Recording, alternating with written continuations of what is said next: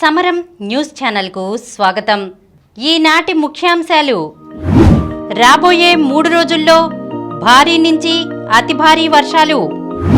కర్ణాటకలో కన్నడిగులకే ఉద్యోగాలపై కలకలం.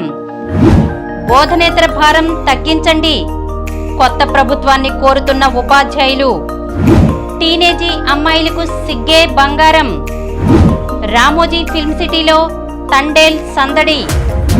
విక్రమ్ కథానాయకుడిగా తెరకెక్కుతోన్న మరో పాన్ ఇండియా చిత్రం తంగలాన్.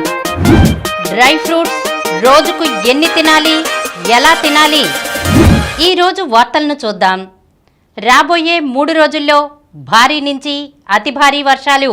అల్పపీడనం ప్రభావంతో కోస్తాంధ్రలో రాబోయే 3 రోజుల్లో భారీ నుంచి అతి భారీ వర్షాలకు అవకాశం ఉందని అమరావతి వాతావరణ కేంద్ర సంచాలకులు స్టెల్లా తెలిపారు. ఈ నెల 19న మరో అల్పపీడనం ఏర్పడుతుందన్నారు. రాయలసీమలో తేలికపాటి నుంచి ఓ మోస్తరు వర్షాలు కురుస్తాయని అంచనా వేస్తున్నారు. గంటకు 30 నుంచి 40 కిలోమీటర్ల వేగంతో ఈదురుగాలులు వీస్తాయన్నారు. వర్షాల నేపథ్యంలో లోతట్టు ప్రాంతాల ప్రజలు అప్రమత్తంగా ఉండాలని విపత్తుల నిర్వహణ సంస్థ ఎండీ కోర్మనాథ్ సూచించారు.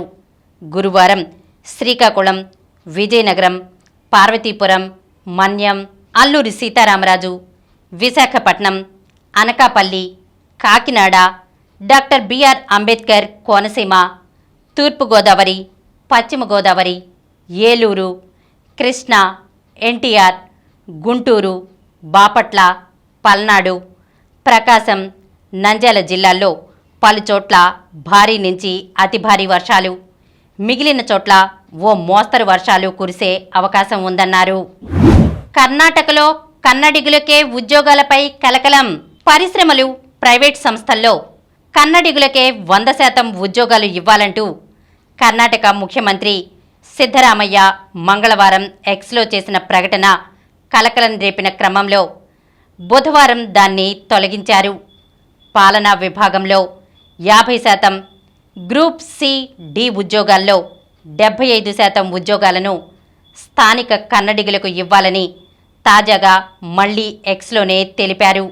నిజానికి ప్రైవేట్ ఉద్యోగాల్లో సింహభాగం కన్నడిగులకే దక్కాలంటూ డాక్టర్ సరోజిని మహిషి గతంలో సమర్పించిన నివేదికను అమలు చేయాలని సోమవారం మంత్రివర్గ సమావేశంలో పలువురు ప్రస్తావించారు. అయితే ఐటీ కంపెనీల్లో ఈ నిబంధనలను అమలు చేస్తే నాణ్యతా ప్రమాణాలు లోపిస్తాయని, తమ ఆదాయాన్ని కోల్పోతామని ఆ సంస్థల ప్రతినిధులు విమర్శించారు.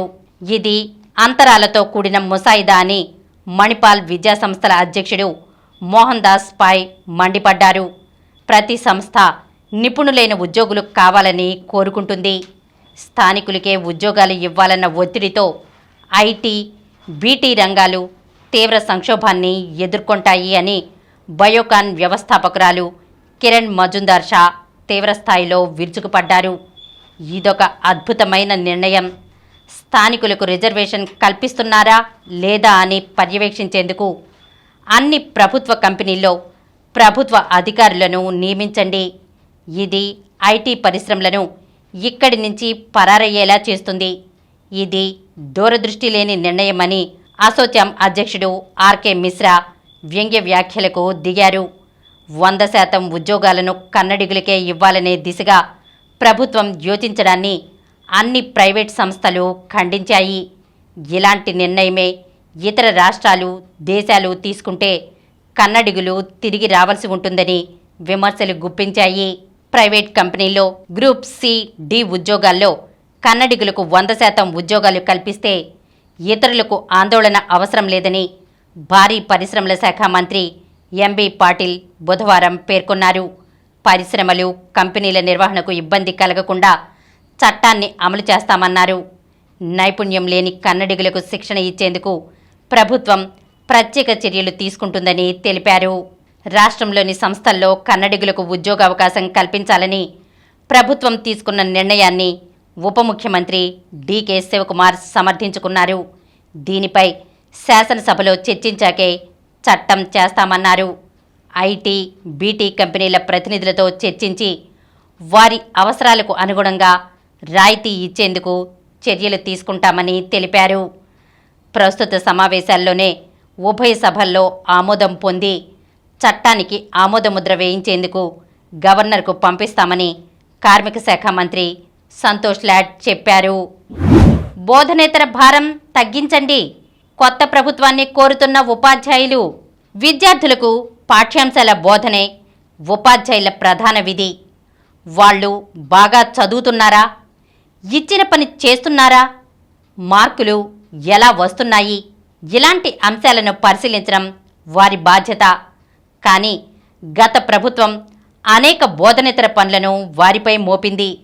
విద్యా హక్కు చట్టం ప్రకారం బోధనేతర పనులకు ఉపాధ్యాయులను వినియోగించకూడదన్న నిబంధనను పట్టించుకోలేదు.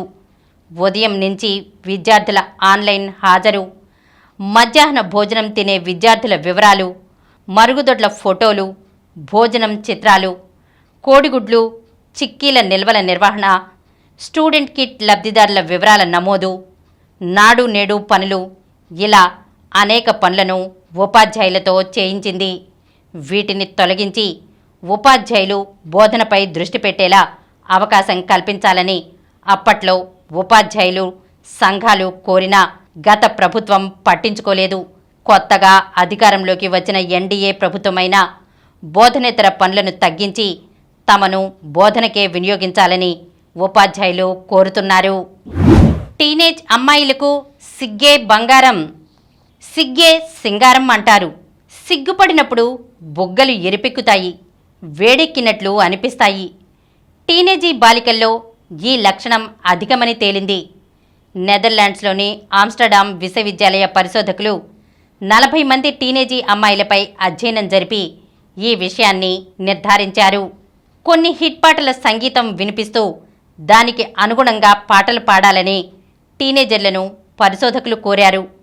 పాడేటప్పుడు వారి బుగ్గల వేడిని, మెదడులో స్పందనలను రికార్డ్ చేశారు. టీనేజీ అమ్మాయిలు తాము స్వయంగా పాడేటప్పుడు ఎక్కువగా సిగ్గుపడడం, బుగ్గలు ఎరిపెక్కడం గమనించారు. ఇదే ఇతరులు పాడుతున్నప్పుడు వారిలో ఆ లక్షణాలు కనిపించలేదు. తాము పాడేటప్పుడు ఇతరులు ఎలా స్పందిస్తున్నారో అనే ఆలోచనతో వారిలో సిగ్గు బిడియం ఏర్పడుతున్నాయని పరిశోధకులు తేల్చారు. ఈ రకమైన స్పందన వారి చిన్న మెదడులో కనిపించింది. సాధారణంగా శరీర చలనాన్ని నియంత్రించే ఈ భాగమే సిగ్గుపడడంలో కీలక పాత్ర పోషించడం చూసి వారు ఆశ్చర్యపోయారు. రామోజీ ఫిల్మ్ సిటీలో తండేల్ సందడి. నాగచైతన్య కథానాయకుడిగా తెరకెక్కుతున్న చిత్రం తండేల్. సాయి పల్లవి కథానాయిక, చందు మొండేటి దర్శకత్వం వహిస్తున్నారు. బన్నీవాస్ నిర్మాత, అల్లు అరవింద్ సమర్పకులు. ఈ సినిమా చిత్రీకరణ రామోజీ ఫిల్మ్ సిటీలో జరుగుతోంది. ప్రధాన తారాగణంపై కీలకమైన టాకీ సన్నివేశాల్ని తెరకెక్కిస్తున్నారు. ఉత్తరాంధ్ర నేపథ్యంలో సాగే ఈ సినిమాలో నాగచైతన్య, సాయి పల్లవి డీ గ్లామర్ పాత్రలో నటిస్తున్నారు. పాత్రలు, వేషం, సంభాషణలు అత్యంత సహజంగా ఉంటాయని, భారీ హంగులతో రూపొందుతున్న ఈ చిత్రం ప్రేక్షకులకు సరికొత్త అనుభూతిని పంచుతుందని సినీ వర్గాలు తెలిపాయి. విక్రమ్ కథానాయకుడిగా తెరకెక్కుతోన్న పాన్ ఇండియా చిత్రం తంగలాన్. సరికొత్త పాత్రలతో అలరించే విక్రమ్ కథానాయకుడిగా తెరకెక్కుతోన్న మరో వైవిధ్యమైన పాన్ ఇండియా చిత్రం తంగలాన్. ప్రముఖ దర్శకుడు పారంజిత్ తెరకెక్కిస్తోన్న ఈ చిత్రం నుంచి తొలిపాటను విడుదల చేశారు. ఓ శుభవార్త విన్న గూడెం ప్రజలు ఆనందంతో పరవశించిపోతున్న సందర్భంలో వచ్చే ఈ పాటకు భాస్కర భట్ల సాహిత్యం అందించారు. ఈ చిత్రంలో మాళవిక మెహ్నన్, పార్వతి తిరువోతు నాయకులుగా నటిస్తున్నారు. డ్రై ఫ్రూట్స్ రోజుకు ఎన్ని తినాలి, ఎలా తినాలి? డ్రై ఫ్రూట్స్లో పోషకాలు పుష్కలంగా ఉంటాయి. అలాగే షుగర్స్, క్యాలరీలు కూడా ఉంటాయి. కాబట్టి వీటిని 20 గ్రాముల కంటే ఎక్కువ తినకూడదు. బాదం పప్పులో మోనోసాచురేటెడ్ యాసిడ్స్ ఎక్కువగా ఉంటాయి. ఇవి గుండెకి, మెదడుకి, చర్మ ఆరోగ్యానికి మంచిది. అలాగే ఆల్మండ్స్లో విటమిన్ ఇ, మెగ్నీషియం, పొటాషియం ఉంటాయి. ఇవి రక్త ప్రసరణ సక్రమంగా ఉండటానికి తోడ్పడతాయి. వీటిని రోజుకి 4 నుంచి 7 బాదం పప్పులు తినడం వల్ల అన్ని రకాల ఆరోగ్య ప్రయోజనాలను పొందవచ్చు. వాల్నట్స్ పైన ఉండే పెంకు తీయగానే ఉండే పప్పు అంత రుచిగా ఉండదు. కానీ 90% antioxidants, phenolic acids, tannins, flavonoids ఈ స్కిన్లోనే ఉంటాయట. గుండె సంబంధిత వ్యాధుల నుంచి రక్షించడంలో ఇవి చాలా సమర్థంగా పనిచేస్తాయి. వీటిని రోజుకి 3 నుంచి 4 తీసుకోవచ్చు. ఖర్జూరం. ఇందులో ఆరోగ్యంగా ఉండటానికి ఉపయోగపడే న్యూట్రియంట్స్, విటమిన్స్, మినరల్స్ పుష్కలంగా ఉంటాయి. అలాగే ఫ్రక్టోజ్ ఇందులో రిచ్గా ఉంటుంది. మెటబాలిజం స్థాయి చురుగ్గా ఉండటానికి, ఆరోగ్యానికి ఇవి బాగా ఉపయోగపడతాయి. వీటిని రోజుకి 20 గ్రాముల కంటే ఎక్కువ తీసుకోకూడదు. జీడిపప్పు. కమ్మటి రుచిలో ఉండే జీడిపప్పును రెగ్యులర్గా తినడం వల్ల పిత్తాశయంలో రాళ్లు ఏర్పడకుండా నివారించవచ్చు. రోజుకు 4 జీడిపప్పులను తినడం ఆరోగ్యానికి మంచిది. ఎండుద్రాక్షను ఎక్కువ మోతాదులో తిన్నా ఎలాంటి సమస్య లేదు. ఇందులో విటమిన్ బి, పొటాషియం, ఐరన్ పుష్కలంగా లభిస్తాయి. కాబట్టి రోజుకి గుప్పెడు ఎండుద్రాక్ష తినవచ్చు. అయితే మహిళలు రోజుకి 1.5 కప్పు, మగవాళ్ళు 2 కప్పుల ఎండుద్రాక్ష తినాలని నిపుణులు సూచిస్తున్నారు. ఇప్పుడు కొన్ని సంక్షిప్త వార్తలను చూద్దాం. నేటి నుంచి తెలంగాణలో డిఎస్సి 11,062 టీచర్ పోస్టులకు పరీక్ష. తొలిసారిగా ఆన్లైన్లో. రోజుకు 2 షిఫ్టుల్లో ఆగస్టు 5 వరకు నిర్వహణ. 56 పరీక్షా కేంద్రాలు. అన్ని చోట్ల సీసీ కెమెరాలు. ఈ నెల 22 నుంచి పాఠశాలల్లో శిక్షా సప్తాహ్.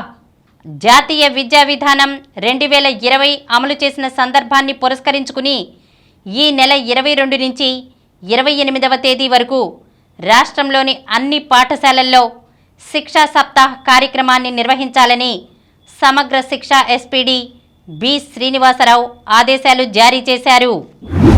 నేటి నుంచి ఇంగ్లాండ్ విండీస్ రెండో టెస్ట్. వుడ్కు చోటు. వెస్టిండీస్ జట్టుతో నేడు నాటింగ్హామ్లో మొదలయ్యే రెండో టెస్ట్లో ఇంగ్లాండ్ జట్టు ఒక మార్పుతో బరిలోకి దిగనుంది.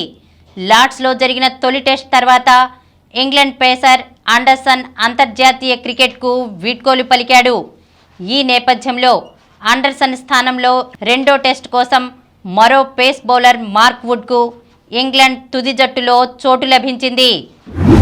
6వ స్థానంలో యశస్వి జైస్వాల్. అంతర్జాతీయ క్రికెట్ కౌన్సిల్ పురుషుల టీ20 బ్యాటింగ్ ర్యాంకింగ్స్ విడుదలయ్యాయి. తాజా ర్యాంకింగ్స్లో భారత స్టార్ సూర్యకుమార్ యాదవ్ తన 2వ ర్యాంకును నిలబెట్టుకోగా ఓపెనర్ యశస్వి జైస్వాల్ 4 స్థానాలు ఎగబాకి 6వ ర్యాంకు చేరుకున్నాడు. శౌర్యకు కాంస్యం. ప్రపంచ జూనియర్ స్క్వాష్ ఛాంపియన్షిప్లో భారత్కు కాంస్య పథకం లభించింది. అండర్-19 బాలుర సింగిల్స్ విభాగంలో 18 ఏళ్ల శౌర్య బావ భారత్కు కాంస్య పథకాన్ని అందించాడు. క్వార్టర్స్లో యూకీ ద్వయం. Swiss open ATP 250 tennis tourney పురుషుల డబుల్స్ విభాగంలో యూకీ బాంబ్రీ, అల్బానో ఒలివెట్టి జోడీ శుభారంభం చేసింది. తొలి రౌండ్లో 3వ సీడ్ యూకీ ఒలివెట్టి ద్వయం 6-4, 6-4తో ఫెడరికో జబలాస్, బోరిస్ అరియాస్ జంటను ఓడించింది. రిత్విక్ జోడీ ఓటమి. Hall of fame open ATP 250 tennis టోర్నీలో హైదరాబాద్ ప్లేయర్ బొల్లిపల్లి రిత్విక్ చౌదరి జోడీ తొలి రౌండ్లోనే నిష్క్రమించింది. పురుషుల డబుల్స్ తొలి రౌండ్ మ్యాచ్లో 8వ సీడ్ రిత్విక్ చౌదరి, నికీ కలియందా పొనాచా ద్వయం 1-6, 4-6తో ల్యూక్ సవిల్లే, అలెగ్జాండర్ పుకిచ్ జంట చేతిలో ఓడిపోయింది. మరిన్ని వార్తా విశేషాలతో రేపటి సమరం న్యూస్ ఛానల్లో మళ్ళీ కలుద్దాం. ప్రతిరోజు వార్తా విశేషాల కోసం అనతి కాలంలోనే 20 కోట్ల వ్యూస్ సాధించిన సమరం ఛానల్ సమర్పించు సమరం న్యూస్ ఛానల్కు సబ్స్క్రైబ్ చేయండి, లైక్ చేయండి, మీ ఫ్రెండ్స్కి షేర్ చేయండి. అలాగే ప్రక్కనున్న గంట సింబల్ని ప్రెస్ చేయడం మర్చిపోకండి.